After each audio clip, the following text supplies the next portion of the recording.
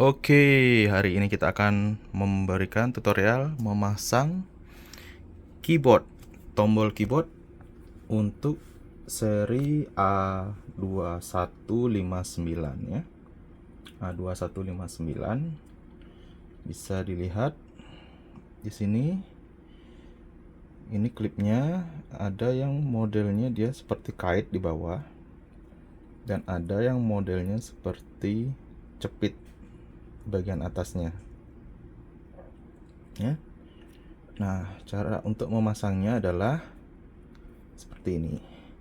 Jadi yang bagian bawah ini jangan ditekan, tapi didorong. Nah, ini didorong, ini akan nyangkut dia kaitnya. Jadi posisinya seperti ini, bagian bawah dulu. Setelah itu, setelah dia udah nyangkut, baru ini ditekan yang atasnya. Sampai bunyi klik ya. Nah, ini sudah pasti masuk dia.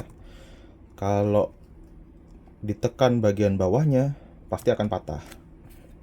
Bagian bawahnya ini dia akan patah karena ini cuma kait tipis gini aja. Nah, kalau cara untuk bukanya juga sama. Bukanya itu atasnya dulu. Kita buka, bawahnya ditahan.